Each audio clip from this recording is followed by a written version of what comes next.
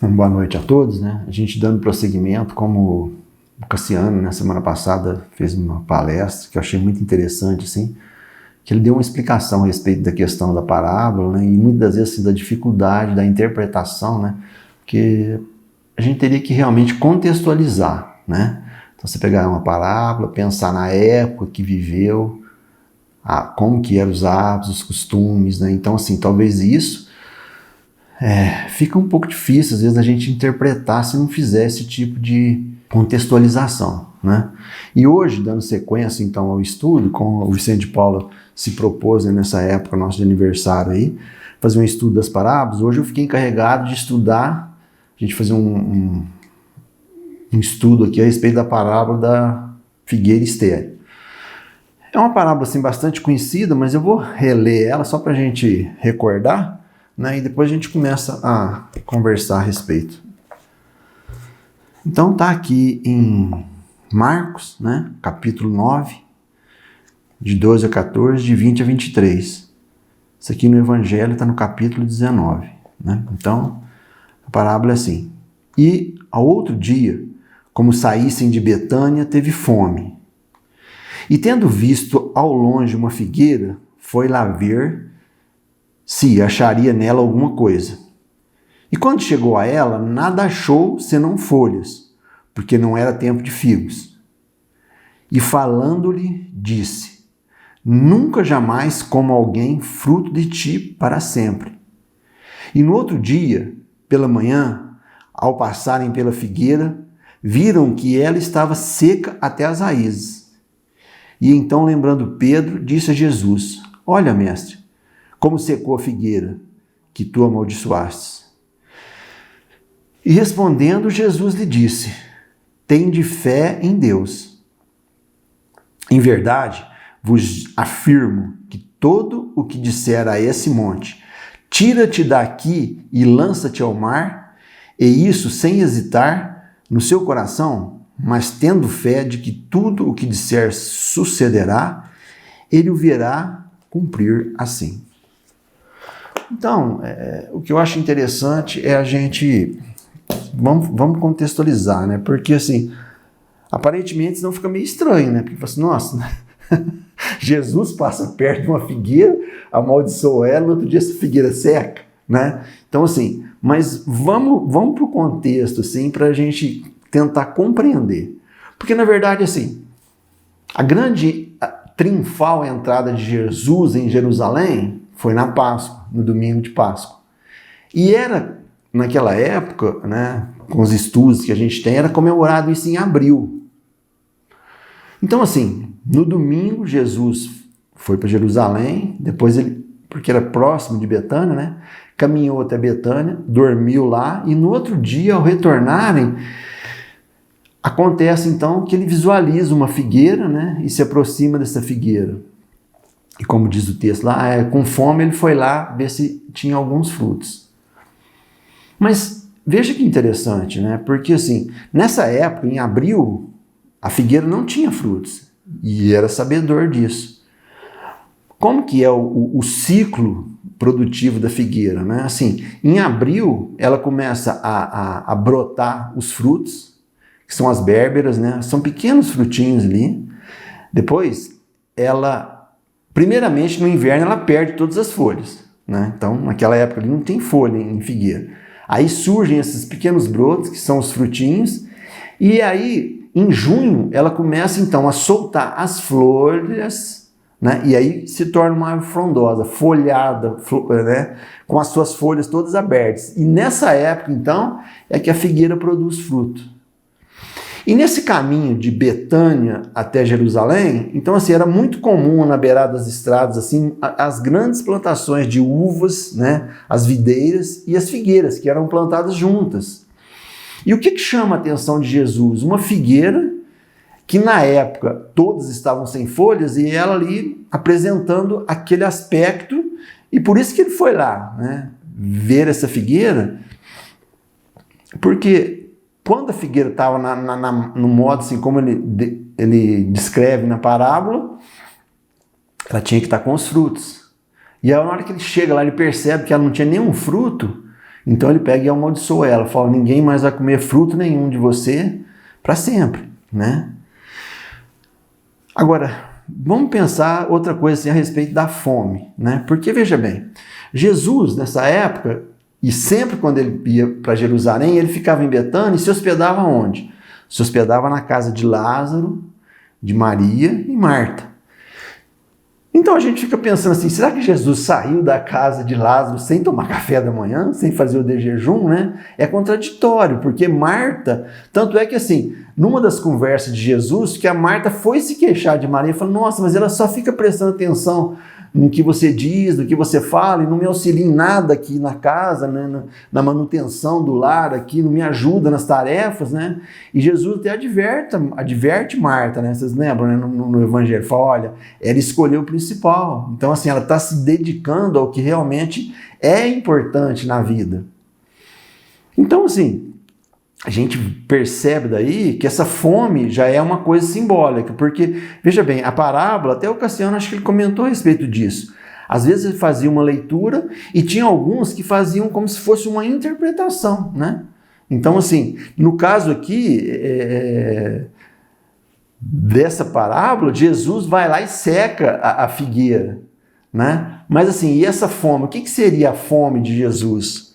Porque se você for ver na contextualização do no Velho Testamento, assim, por exemplo, voltando um pouquinho, a gente pega a figueira lá. A figueira representava muitas das vezes o homem, às vezes representava o povo de Israel. Então Jesus quis aproveitar naquele momento ali exatamente para passar uma lição para todos nós, né? E se a gente for ver no capítulo do Evangelho, depois da explicação da leitura da parábola, tem uma explicação de Kardec, né?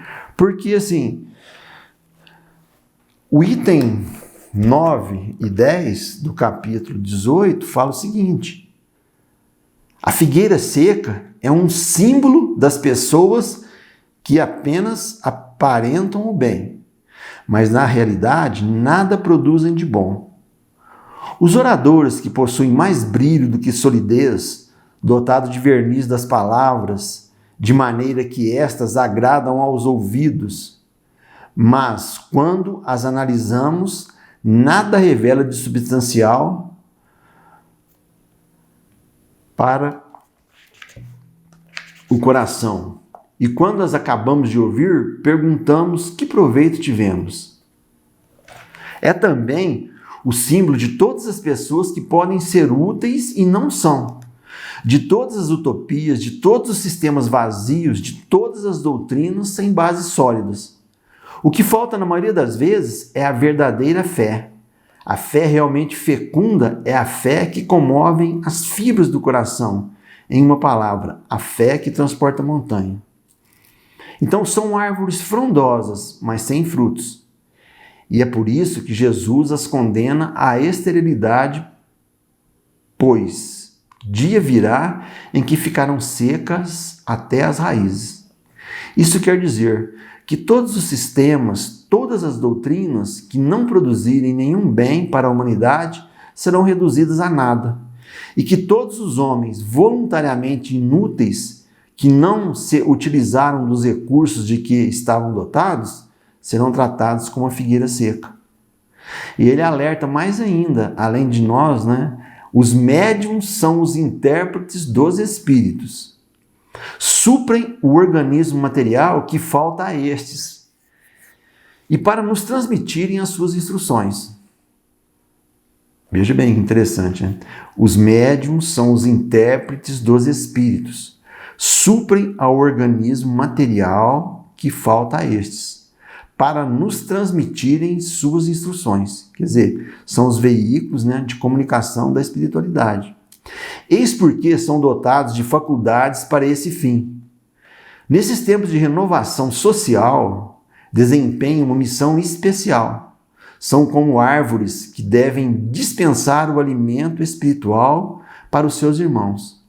Por isso, multiplicam-se de maneira a que todo o alimento seja abundante. Espalham-se por toda parte, em todos os países, em todas as classes sociais, entre ricos, pobres, grandes, pequenos, a fim de que, em parte alguma, haja deserdados e para provar aos homens que todos são chamados.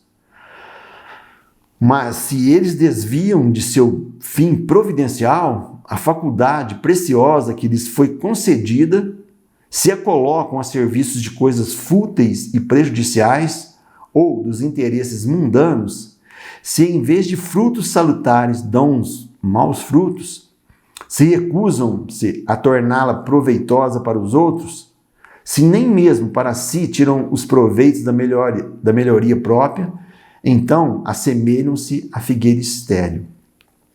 Deus, então, lhes retirará um dom que se tornou inútil entre as suas mãos, a semente que não souberam semear, e os deixarão cair como presas dos maus espíritos.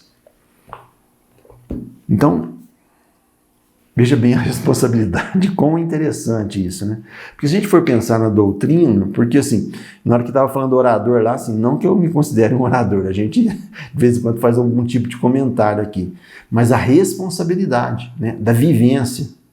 E se a gente for analisar, porque ele fala assim, o tanto que recebeu, e nós espíritas, vamos analisar o tanto que a gente recebe, né, em termos de conhecimento, de recurso que a gente tem para conseguir compreender situações que muitas vezes nos parecem extremamente dificultosas. Então, a responsabilidade nossa é grande, porque assim, a quem muito é dado, muito será pedido. Então, assim, se a gente conseguisse vivenciar na vida diária, no nosso cotidiano, os ensinos espíritas, pensa o diferencial que seria isso para nós e a nossa exemplificação, como poderia ser útil às outras pessoas. Porque isso é muito interessante a gente perceber. Pensa o tanto de recurso que a doutrina nos propicia, né? E esse alerta que ele faz aqui, depende assim, aos oradores, né? Como que você está vivenciando isso? Tem uma historinha muito interessante de um orador assim que ele começou, né, dentro da doutrina, fazendo muita palestra, e o que chamava a atenção dele é que tinha um senhorzinho que sempre ia lá, ficava lá no fundo, ouvindo todas as palestras dele, quietinho lá, saía, ia embora, e ele assim, continuava ali, e sempre aquele senhor chamava a atenção dele, que ele estava sempre presente ali na reunião. E depois ele foi ficando famoso, se afastou um pouco, perdeu o convívio com aquele senhorzinho lá, até que chegou o momento da desencarnação dele, e na hora que ele chega no plano espiritual, né, ele se prontifica. Então, fala, olha, eu lá era um orador na Terra, né, então aqui eu gostaria assim, ver qual que é o tipo de trabalho que para mim continuar no meu trabalho aqui, né, como que eu poderia fazer, né, no plano espiritual e tal. E aí o pessoal fala, olha, agora um instantinho que nós vamos chamar o coordenador da missão aqui, onde a gente habita aqui, né, para ele te encaminhar. E para surpresa dele, na hora que ele vê se aproximar esse coordenador, ele reconheceu nele aquele senhorzinho que ficava sentado lá no fundo da sala. Todo brilhante, assim, com uma luminosidade própria, né? E aí, ele chegou e falou, nossa, mas o senhor não era aquela pessoa? Ele falou, era. Eu era aquela pessoa que ficava ouvindo a sua palavra e praticava ela no meu dia a dia. Então, a condição, e aí na hora que a gente fala em orador, porque muitas vezes você está aqui apregoando alguma coisa, né, o orador, não é o meu caso, que eu não sou orador, mas assim, de repente você está aqui, né, apregoando, fazendo ensinamento, mas como que é a vida nossa na prática? Como que é o conhecimento? Porque no final da parábola é muito interessante que daí, né, Jesus vira para Pedro e fala assim, ó, você crê em Deus? Né? Porque quem crê em Deus tem o poder de te virar para o monte e falar assim, olha, sai daqui e pula lá no rio. Você joga lá e você conseguiria até transportar essa montanha se você tivesse a fé verdadeira. Agora sim, como que é a nossa fé, né, verdadeira? Como que é a lida disso no nosso dia a dia? Como que a gente se utiliza desses conhecimentos, desses recursos que a doutrina nos apresenta, né, nos possibilita ter esse conhecimento? Porque se a gente voltar lá para a parábola, percebe o tanto de sentido figurado, porque depende assim, até a questão da fome, né? Porque como eu disse, né, Marta não ia deixar Jesus sair de lá sem ter um café da manhã. Não faz sentido isso. E como que era essa fome de Jesus? Né? Porque de repente assim, tem uma passagem no no Evangelho, em Oséias, né, que está lá em 9 e 10, que ele fala que, assim, em 9 e 10, na verdade, assim, ele está mais numa concordância bíblica, ele está mais comparando a árvore, a figueira, né, ao ser humano, né? E Jesus, de repente, assim, a fome dele, né, porque tem uma passagem também, assim, eu não me lembro quem que escreveu essa passagem do Evangelho, mas onde o discípulo fala assim, mestre, venha se alimentar. E aí ele fala, né, que o meu alimento, na verdade, seria assim, o cumprimento, né, da vontade de Deus, eu praticar as leis do Cristo aqui. E se a gente pegar no nosso lar, tem uma passagem no capítulo 18, muito interessante, né? Porque André estava lá na casa da dona Laura, né? Da senhora Laura, e aí eles começam a falar a respeito de alimentação. E aí é o seguinte, ela fala assim, num trecho lá. Afinal, nossas refeições aqui são muito mais agradáveis que na terra. Há residências em nosso lar que as dispensam quase por completo. Mas, nas zonas do Ministério do Auxílio, não podemos prescindir dos concentrados fluídicos, tendo em vista os serviços pesados que as circunstâncias impõem. Despendemos grandes quantidades de energia. Então é necessário a gente renovar as nossas forças. E mais para frente, ela fala o seguinte, ó, nosso irmão talvez ainda ignore que o maior sustentáculo das criaturas é justamente o amor. De quando em quando recebemos em nosso lar grandes comissões de instrutores que ministram ensinamentos relativos à nutrição espiritual. Todo sistema de alimentação nas variadas esferas da vida tem no amor a base mais profunda. E Lísias, depois, ele interveio no assunto e fala o seguinte, tudo se equilibra no amor infinito de Deus. E quanto mais evolvido o ser, mais sutil o processo de alimentação. Então percebe como que Jesus aqui, na verdade, quando ele fala assim que ele se aproximou da figueira porque ele estava com fome, é mais no sentido figurado. Porque, na verdade, se nós estamos falando de sutileza, de evolução espiritual, como que é a refeição dele, né? Imagina então, por que Jesus ia se aproximar para comer um figo naquela figueira? Não, ele simplesmente foi lá para aproveitar aquele momento e transmitir, né? Através de uma encenação realmente, que aquela figueira representava o quê? Representava porque no Evangelho, muitas vezes, a figueira é a representação do homem, algumas vezes é o povo de Israel, e muitas das vezes é a representação do homem, do ser humano. Então, de repente, ele se aproxima daquela figueira lá, que quando a figueira apresentava o aspecto exterior da forma como aquela, frondosa, com todas as suas folhas abertas, né, tinha que ter fruto. E por que não produziu? Porque aquela figueira representa o homem que vive, na verdade, de aparências. E aí nos alerta, né, Emmanuel no livro, no Evangelho, do orador, do médium e de nós enquanto seres humanos. Porque de repente assim, a gente está produzindo esses frutos. Porque percebe, é como se fosse uma escala evolutiva, né? Não que a gente tem que menosprezar o estudo, não, o estudo ele é importante, né? Ele é importante na nossa vida, mas é uma etapa. Então assim, dentre os estudos que eu fiz aqui, tem um que eu achei muito interessante, e depois eu até assim passar para vocês, se você quiser aprofundar mais nesse estudo dessa parábola da figueira estéril, a gente acha no YouTube lá o Haroldo Dutra, que ele tem um estudo do Evangelho na FEB, onde eles comentam exatamente a respeito, assim, porque assim, a gente não tem que ficar inventando, dando muita opinião pessoal, não, deixa o texto bíblico falar por si. Então não tem que inventar nada aqui. Dentro da Bíblia, dentro do conceito aqui, realmente o que Jesus quis transmitir com essa parábola é exatamente essa questão da aparência do ser humano. O que a gente está fazendo com o recurso que a gente tem. Então, assim, e ele fala uma coisa que é muito interessante, que uma pessoa tinha comentado com ele, assim, a respeito do foguete, né? Porque o foguete, assim, ele tem os estágios. Então, assim, em cada estágio daquele tem um determinado motor que impulsiona o foguete até uma determinada etapa. Então, por exemplo, assim, o primeiro módulo ali tem um foguete que ele consegue assim, tirar aquele peso do foguete da Terra e levar até uma determinada altura na atmosfera. Na hora que ele cumpre o papel dele, aquilo lá ele é desligado, abre um segundo estágio que eleva um pouco mais o foguete, depois solta aquele segundo estágio e o terceiro estágio completa a missão. Então, quer dizer, o estudo é importante na nossa vida, esses recursos que a gente tem é importante, mas tem hora que a gente tem que abandonar o estudo, não ficar só vivendo das aparências. Aí vem a questão da prática. Foi o que Jesus tentou transmitir, porque na hora que ele chega na figueira e ela estava naquela condição lá, por que ela não produzia fruto? Então, quer dizer, a gente tem esse recurso hoje, não está produzindo, né? O Kardec, através da espiritualidade, ele nos alerta exatamente para isso. Não estou utilizando esses recursos que eu estou recebendo aqui em termos de conhecimento, de esclarecimento, talvez eu vou ter que passar por uma situação onde eu tenha que perder essa possibilidade que eu estou tendo agora para, de repente, a gente poder valorizar isso.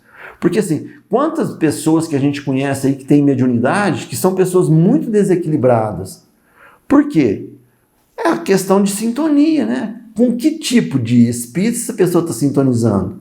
Porque aí é uma questão de livre-arbítrio. O que você está fazendo do recurso que você tem no dia a dia? Essa questão, se a gente falar assim, eu sou espírita, pensa bem a respeito, né?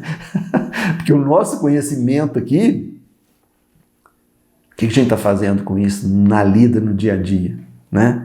Tem uma passagem no Fonte Viva aqui do Emmanuel também, que é muito interessante, que fala a respeito disso, né? No capítulo 18, né? Ele fala assim, não somente. Então fala assim, nem só de pão vive o homem. Então, tem uma passagem aqui no finalzinho que ele fala assim, não apenas os títulos honrosos que ilustram a personalidade transitória, mas igualmente as virtudes comprovadas na luta objetiva que enriquecem a consciência humana. Não somente claridade para os olhos mortais, mas também luz divina para o entendimento imperecível. Não só aspecto agradável, mas igualmente utilidade viva. Não apenas flores, mas também frutos.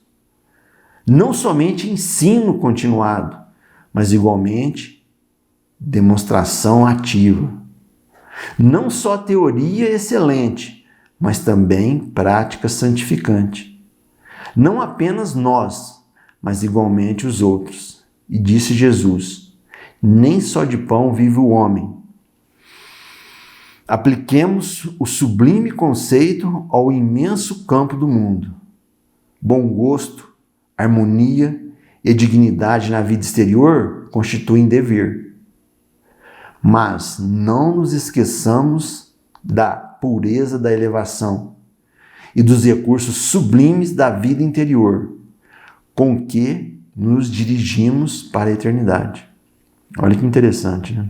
Vou até repetir. Bom gosto, harmonia e dignidade na vida exterior constituem dever. Mas não nos esqueçamos da pureza, da elevação e dos recursos sublimes da vida interior, com que nos dirigimos para a eternidade.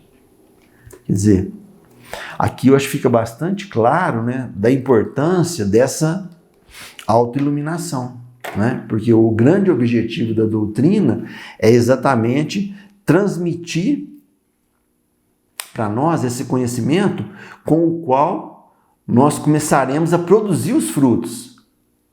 Porque como Jesus se aproximou da figueira lá e utilizou naquele momento ali para nos transmitir esse ensinamento, ele se aproxima de nós também.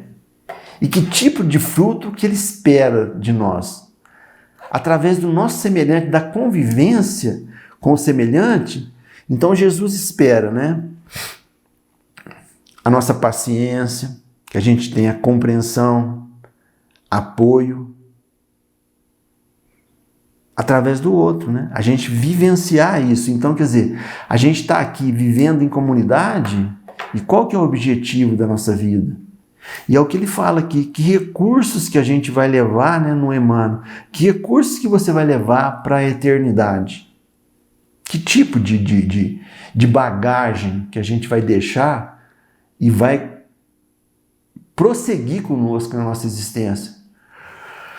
Porque talvez a grande dificuldade, né, e no nosso lar tem uma passagem lá, e principalmente essa dona Laura aí, que assim, me chamou muita atenção num capítulo desse livro também, porque assim, ela estava se preparando para reencarnar, e aparentemente no livro aqui, você vê assim, essa dona Laura, ela que comandava ali, ela era como se fosse uma liderança espiritual dentro da casa, que era mãe do Ulisses, né, dentro da casa ali deles. Né, orientando aqueles espíritos lá. Então, assim, era pessoas assim, que tinham um recurso espiritual, né, bem maior do que o que a gente talvez tenha no momento aqui. E qual foi o pedido dela quando se aproximava do momento da reencarnação? Né? Da ajuda de todos ali, no sentido da oração, da prece, para não chegar aqui no nosso plano material, aonde a gente recebe um corpo físico, e esse corpo físico ele tem o objetivo de limitar esse nosso conhecimento espiritual, né? Porque ele faz exatamente isso. Então, assim, por que a gente não se recorda das vidas todas anteriores e tal? Como se isso aí fosse porque algumas pessoas questionam isso, falam assim, mas seria mais fácil. Não, claro que não. Imagina, como que eu vou perdoar uma pessoa morando com ela na mesma casa ali, vivendo um papel de pai, de filho, de esposa, de esposo, sabendo que essa pessoa me prejudicou violentamente numa outra vida. Então, assim, a gente sabe que tudo é muito, assim, bem arquitetado, né, pela lei divina, de questão de amor, de caridade, exatamente para proporcionar a nós os recursos da nossa autotransformação. Então, o grande objetivo aqui de todo ser humano reencarnado aqui é realmente essa autotransformação. É adquirir recursos para quando a gente chegar na espiritualidade lá, a gente ter uma bagagem acrescida, né, de transformações morais. E essa vida aqui, no dia a dia, nos possibilita exatamente isso. Então, essa aproximação de Jesus de nós, ela é vivenciada no nosso cotidiano, no dia a dia, na nossa convivência com o semelhante. Que tipo de recurso, que tipo de fruto eu estou propiciando ao semelhante que convive comigo? Esse deveria ser o grande questionamento da nossa existência. E muitas das vezes a gente está aqui e fica tão envolvido com as coisas da Terra como se a gente fosse ficar aqui, né? E agora sim, infelizmente eu vou dar uma notícia, pode ser surpreendente para alguns assim, mas não tem jeito, eu tenho que comentar isso nesse momento aqui. Todos nós vamos desencarnar, né? Não existe até hoje uma pessoa que comprovadamente não passou por esse processo do desencarne. Então, assim, a grande verdade, a única certeza absoluta que nós temos aqui hoje é que nós iremos desencarnar. Quando? Cada um vai vivenciar a sua experiência aqui. E cada um, através do seu livre-arbítrio, recebeu a oportunidade de conviver aqui com as pessoas adequadas, vivenciando a experiência mais adequada da sua vida para propiciar essa autotransformação de si mesmo. Mas todos nós vamos passar por esse momento. E que tipo de recurso nós estamos assim angariando para de repente chegar no plano do espírito? E mais ainda, como que vai ser os nossos últimos dias aqui na Terra? Porque ultimamente, assim, eu tenho pensado um pouco a respeito disso, né? Porque eu já fico olhando, assim, para mim, todo mundo hoje me chama de Senhor, né? Eu chego nos lugares, todo mundo, Senhor. Então, assim, eu tô percebendo que eu tô ficando idoso. Sinto muito, mas, assim, eu tô percebendo isso. E aí, as pessoas falam assim, é melhor idade. Eu fico pensando, mas sente uma dorzinha na coluna, de repente, assim, a perna já não tá mais, né? De repente você tem um pezinho a mais que não deveria ter. Então você vai perceber assim, algumas limitações que vão acontecendo, né, no físico. Mas assim, como que é os recursos que a gente tem que angariar aqui? O que a gente vai levar daqui? Eu acho que isso é muito importante. E a gente olha para a doutrina, assim, a perfeição dos ensinos, né? Porque de repente na hora que ela fala muito assim a respeito da caridade, né, da transformação do indivíduo, nada é por acaso, né? Porque depende assim, como que a gente deveria ser solidário com a dificuldade do alheio. Porque depois vai assim, tem que ser bonzinho para... Não, você tem que ser bom porque vai chegar o momento em que você vai ter essa necessidade de ter a solidariedade do próximo. Porque tem uma mulher que, assim, uma médica, né, que eu estava vendo umas palestras dela, eu achei muito interessante, assim, porque ela fez uma especialização, então hoje, assim, ela é uma médica que ela cuida de pacientes que estão, assim, naquele tratamento... eu não vou, daqui a pouco eu recordo o nome, assim. Tratamento paliativo, né? Já me falaram aqui. Tratamento paliativo, né? Então, quer dizer, são pessoas assim que realmente elas vão desencarnar, né? E ela lida com essas pessoas naqueles últimos instantes ali, assim. E como que é o comportamento de cada um? Como que vai ser o nosso comportamento? Porque muitas das vezes, né? Por exemplo, assim, as estatísticas, isso aí ela falou uma coisa que me deixou bastante preocupado. Porque, por exemplo, você pega aqui no Brasil, daqui 30 anos, mais de 30% da população do Brasil vai ter mais de 60 anos. E o país, assim, não tem estrutura para isso. Os hospitais, as coisas. Então, assim, aqui, igual ela fala assim, aqui não é um país bom para envelhecer, não. Né? Porque, assim, não se investe nesse tipo de recurso que nós iremos necessitar. Quer dizer, eu não sei se vou viver mais 30 anos, eu acredito que talvez sim, né? Não sei. Mas, assim, como que vai ser isso? E como que vai ser esse momento? E como que a gente vai conseguir se preparar? Porque, assim, talvez a grande dificuldade na questão da velhice é que talvez a gente vá passar por um momento que, pelo menos para mim, eu acho que seria bastante dificultoso, assim, é a gente perder a autonomia, né? Porque muitas vezes você vê a velhice, muitas vezes a pessoa está ali, ela tem que se submeter àquele sistema que está ali. Ela não tem mais essa autonomia. Eu não posso decidir, não, eu quero ir ali e tal. Agora chegou a hora de banheiro, eu quero ir no banheiro. Não, muitas vezes você vai se sujeitar a um tratamento, né, que você não tem mais esse recurso para tomar essas decisões. Então imagina assim, nós, enquanto espíritos, de repente, igual ela fala lá, né, quase 80% da população para frente, sim, a probabilidade de ter Alzheimer é bastante grande. Então, assim, são coisas para a gente refletir, né? E de repente hoje, nessa parábola aqui, fala assim, não, mas Jesus, ele se aproxima de nós. Quando que ele se aproxima de nós? Como ele chegou na figueira lá, cadê os frutos? Né? Onde que é essa aproximação? Essa aproximação, a gente tem que ter essa compreensão. É no dia a dia. É na lida com as pessoas. De repente é um pedinte que às vezes bate na sua porta, de repente é uma pessoa que você encontra na rua, que vai relatar para você uma dificuldade que ela está vivenciando. De repente é você ir visitar uma pessoa que está passando por um problema lá de saúde familiar, que perdeu algum familiar. Né? Então, assim, esses são os momentos em que Jesus aproxima da figueira, e a figueira representando nós enquanto seres humanos, né? Como que a gente está? Que fruto que a gente está proporcionando a Jesus? Será que nós vamos chegar nessa condição e falar, olha, ninguém mais vai comer fruto nenhum de você. Você tá amaldiçoado aqui, e no outro dia aquela figueira está seca. Depende, às vezes, a pessoa que traz hoje assim, essa condição da mediunidade, perder esse recurso para depois a gente poder valorizar. Então isso é uma coisa que a gente deveria assim, meditar e pensar realmente no dia a dia. O que nós estamos fazendo de útil em nosso próprio proveito, e automaticamente na hora que a gente consegue essa autotransformação, a gente proporciona esse acolhimento às pessoas com as quais a gente convive no dia a dia.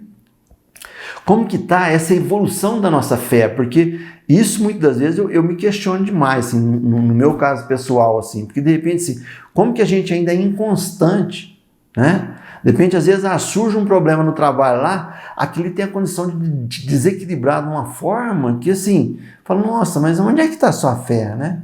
De repente, assim, por que, né, que você está te incomodando tanto? Como se fosse algo assim, nossa, não tem solução? Não, tudo tem solução, né? De repente, tudo passa. Como que o meu comportamento é que é o grande diferencial, né? Esse é que faz a diferença. E na hora que você tem esse recurso, de repente, assim, talvez esse primeiro estágio aí já tenha que ser largado. A gente já tem esse recurso intelectual. Mas e a vivência da prática desses recursos? Depende, será que a gente, porque assim, né, igual quando fala na fome aqui, você pega aqui no nosso lar, né, na casa da senhora Laura lá, né, a gente fala assim, nossa, tem lugar aqui que não tem a necessidade mais do alimento material. Agora pensa um espírito na condição de Jesus, né? Que de repente os apóstolos falam, o Rabi, venha se alimentar. Ele fala, não, meu alimento é algo assim que é desconhecido para vocês. O meu alimento é vivenciar, é difundir as leis de Deus nesse planeta aqui. É proporcionar a transformação das pessoas com as quais eu convivo. E de que forma que a gente consegue transformar as pessoas com as quais a gente convive? Através do meu exemplo, através da minha vivência. Né? De repente eu estou aqui, posso estar falando, isso aqui não serve de nada não. Se eu não conseguir, no dia a dia, refletir a respeito disso. Né? O que essa videira aqui, o que essa figueira aqui está produzindo de frutos? Será que eu estou conseguindo aproveitar os recursos que me foram proporcionados aqui para promover essa autotransformação? Talvez esse seja o grande ensino aqui nessa parábola. Né? Porque é exatamente isso. O que você está fazendo da sua vida? Que tipo de atitude, que tipo de decisão você toma no dia a dia? Como que é essa crença em Deus? Porque percebe o peso disso? Né? Depende assim, olha, o dia em que eu realmente vivenciar como sendo um espírito imortal, percebe como que tudo fica muito insignificante aqui? Os acontecimentos aqui também vai ser, 10 anos passando, o que significa 10 anos? Não é nada. De repente a gente viver aqui, vou viver muito tempo, talvez se chega a 90 anos, 80 anos, sei lá. Não, fala, não, mas o que é 80 anos se a gente pensar em termos de eternidade? Né? Que tipo de situação que a gente vivencia na prática? E tem uma historinha assim, que eu vi do Haroldo, que ele além desse estudo lá, ele fez uma parábola, e eu gostaria de finalizar esse estudo meu aqui, exatamente a gente meditar a respeito disso, que é uma historinha assim que eu achei muito interessante. Porque ele diz o seguinte, que teve uma senhora com uma criança no colo, assim, que estava na fila fazer uma entrevista com o Gandhi. E assim, meio cansativa, aquela criança não parava quieta, e essa mulher com essa criança no colo, tudo foi indo, até que chegou o momento em que ela conseguiu se aproximar de Gandhi. E ela comenta com ele, fala assim, olha Gandhi, eu gostaria que você aconselhasse meu filho, porque assim, ele come muito açúcar, né? Ele come muito açúcar, então eu queria que você desse um conselho para ele, por mais que eu fale, ele não transforma isso.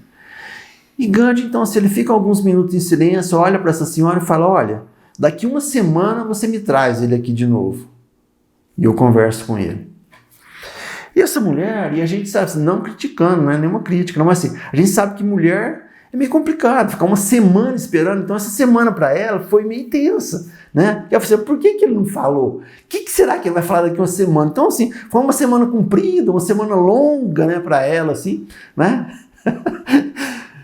E aí, passou uma semana, ainda bem que passou. Chegou lá, ela lá de novo, aquelas 300 pessoas assim, esperou, chegou lá, Gandhi pegou a criança, colocou no colo, olhou para a carinha do menininho e falou, olha, você tem que parar de comer açúcar. Açúcar não faz bem para você, não é bom para a sua saúde. Você entendeu bem? Né? O menino olhou, né? Mas essa mulher ficou incomodada e falou assim, Gandhi, eu não consegui entender. Por que você fez eu esperar uma semana para poder falar isso com meu filho? Depois de um minutinho de silêncio, ele vira para a mulher e fala assim, olha, na semana passada eu consumi açúcar. Então assim, é muito singelo, mas eu achei simplesmente genial, porque assim, percebe a responsabilidade dele? Como é que eu vou falar? Para de comer açúcar se eu não como, se eu continuo consumindo açúcar. Então de repente assim, percebe? O exemplo é que arrasta. O exemplo é que transforma. Então, assim, para mim poder fazer algum tipo de aconselhamento, eu tenho que estar vivenciando isso na prática. Né? Então, assim, eu tenho esse conhecimento da doutrina aqui, de repente falar assim, falar a respeito de reencarnação. Eu acredito em reencarnação, acredito, né? De repente, se eu for ver, se for fazer uma enquete com quem está me ouvindo aqui, todo mundo aqui acredita em reencarnação? Né? Talvez a grande maioria, pode ser que um ou outro fale, não acredito não. Né? Estou ouvindo isso aí agora, não tenho certeza. Mas talvez a grande maioria fale, mas assim, mas Qual que é a consequência disso? Concordam? Depende assim, nossa, se eu acredito em reencarnação, tem uma série de coisas que vai na sequência, né? Eu sou um espírito imortal. Depois da minha criação, eu me torno uma criatura eterna. Porque assim, não vai acabar. Meu espírito é imorredouro. E traz dentro dele a possibilidade dessa autotransformação. Percebe o diferencial que faz isso na nossa vida? Né? De repente a dificuldade de falar assim, você fala assim, nossa, porque eu tenho certeza, na hora que você tem essa fé, eu tenho certeza absoluta que isso aqui vai passar.